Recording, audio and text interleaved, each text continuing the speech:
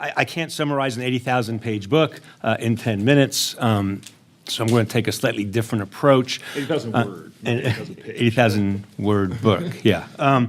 So on the first page of my book, though, I do ask the question that Michael McConnell asked earlier, which is, what should the justices do with hard cases that implicate contested moral, cultural, political, social, legal issues? What should judges do with that in the context of originalism and original meaning? And the question that I ask in this book, which I would think would be interesting to most of the people in this room, is what is originalism? That's the question I'm really asking. What is it? And how do judges use it, and how should they use it? And never has this been more important since the President of the United States has announced for all to hear that he'll only appoint originalist judges. Of course, we know he doesn't know what that means, but I think Leo does know what he thinks he means by it, though I challenged a whole bunch of people to tell me the answer to that question the other day, and no one could. And my answer to the question, what is the role of originalism for judges deciding really hard cases, or for justices deciding hard cases, has a lot of irony attached to it. So my first book answered that question for me, and I said that in every constitutional law case ever, always, we should make the plaintiff bear a heavy burden of proof when he or she comes into court to show by clear and convincing evidence that there is an irreconcilable variance, Hamilton's words, between the challenged statute and either unambiguous constitutional text, and that'll be almost never, or almost universally shared historical understandings of the text. An example of that might be prior restraints in the First Amendment. Everyone agrees, I think, that that was what the First Amendment was mostly about. And other than that, judges should simply defer. And ironically, that view, which I think is a purely originalist view, makes me a critic of originalism, which is very strange to me. Mike Ramsey has been unbelievably kind to me in letting me do some blog posts on the Originalism blog. I usually blog for Dorf on Law once a week, but Mike has let me, and every time Mike lets me do that, he introduces me as, very nicely, one of our leading critics of originalism. Yet I am with Berger, Graglia, and Bork, the early Bork, all the way down. And I will also say that Michael McConnell's early work had an enormous influence on me, because I think humility, modesty, knowing what you don't know, are probably the most important qualities, other than some minimal level of intelligence and integrity, a judge should have. And I was lucky, I clerked for 2 judges, District Court and Court of Appeals, who took that very seriously. This is a long time ago, and this is a different kind of judges. But humility and modesty is very important. So my answer is, I think, a core originalist answer, yet somehow in 2018, that makes me a critic of originalism, which I think says a lot. So looking around the room here, if we went around and took a hard case, let's revisit Obergefell or something, Will's and Steve's originalism would be very different than Randy's originalism, which would be somewhat different than Jack's originalism, but would be wildly different from John McGinnis's and Mike Rappaport's originalism. And I don't have to do this work.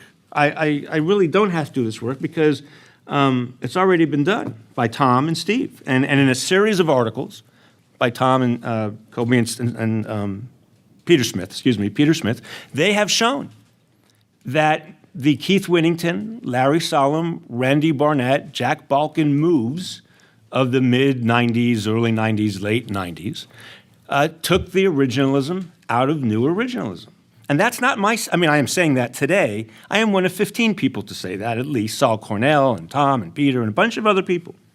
And so the question, what is originalism?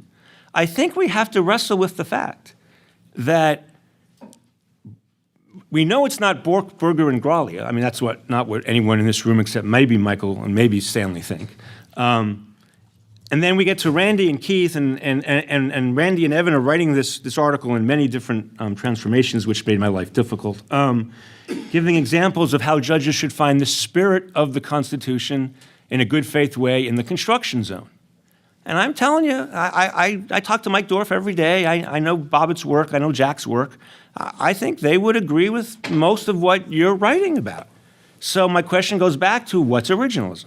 Now, of course, there can be many different legitimate theories called originalism. And Evan's been getting at me on Twitter for months saying that I only care about my version, and it's not true. There are a lot of different versions of originalism, but not everything called originalism advances the discussion about originalism. So when Randy wrote a spectacular article saying Justice Scalia is not an originalist, and he wasn't, and Randy made that point years and long before a lot of the cases that supported it even, Randy was right. Scalia was not an originalist. Thomas is not an originalist. I've written 3 law review articles and 10 blog posts about that. Neither one of those two men vote originalist. They don't vote originalist. They talk of originalism, but they don't vote originalist. Which then leads me full circle to the reason why I wrote my book. So I was going to write a long article about all this and kind of make some cute title about how I'm the only originalist around or something.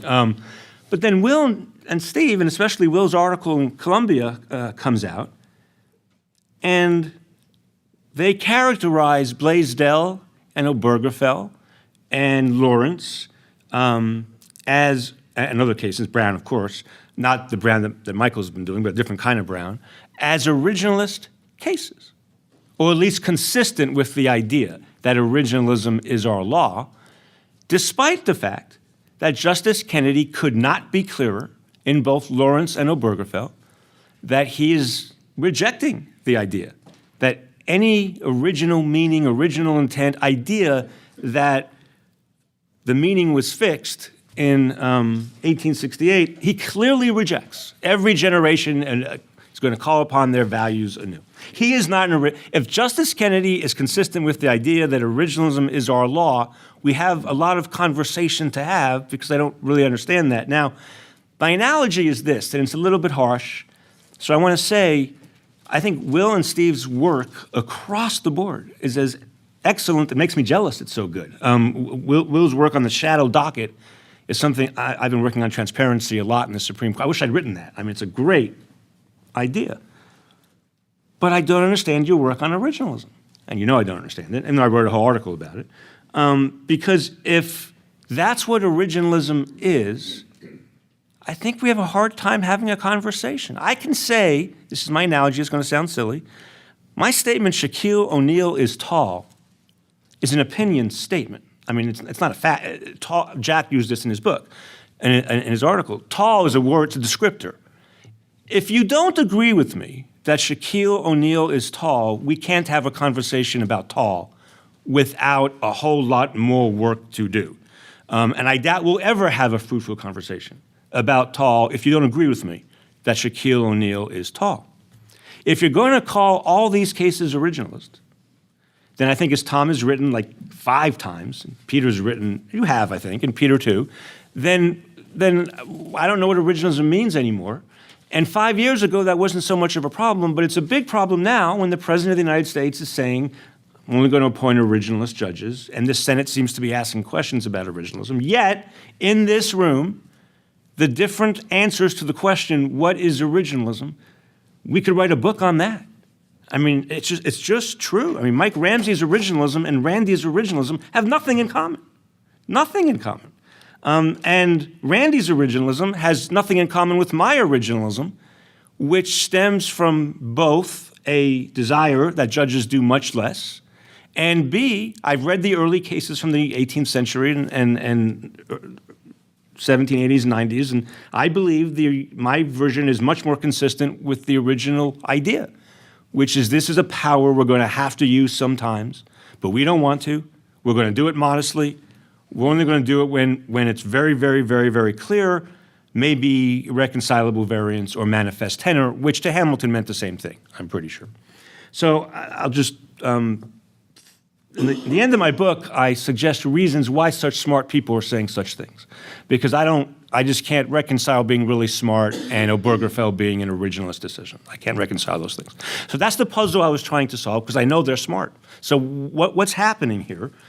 And my thesis is that at some very deep levels, a lot of people don't want to accept the realist critique as it applies solely to the universe of Supreme Court cases. And as to Supreme Court cases, descriptively, the realist critique is accurate. It is the aggregate of the value preferences of the justices. But that's not good enough for us to have a strong Supreme Court, or even a moderate Supreme Court. So we have to pretend there's law going on. And then what kind of law is going on? Well, to a positivist, it's actually interesting. You guys are describing what they're doing accurately. I just don't know how that can be originalism. And I think the label matters when the president, so the president is not going to appoint Jack. And if Randy goes public supporting Roe more than he has, he's gone a little public, but if Randy just came out when I am for Roe, I think it's a good idea, then even if Randy was 45, he wouldn't be appointed, even though he calls himself an originalist, and that's what they're looking for. So my project is to figure out why so many different people are calling themselves originalists and adopting theories that are inconsistent with each other in very dramatic ways. And my tentative answer is, if text and history don't matter, then somehow the Supreme Court is illegitimate. And the last thing I'll say, and the thing I say at the end of my book, is we don't need that. I'm not a believer in a strong Supreme Court, but if I was, I could defend it on a different basis that would be consistent with reality. And my defense would be, it's great in a system of separation of powers and checks and balances to have a third council of elders, wise people, whatever, to do a kind of moral check on what Congress and the President and the states do. And it doesn't have to be about law. We know it doesn't have to be about law because it's not about law and hasn't been for a very long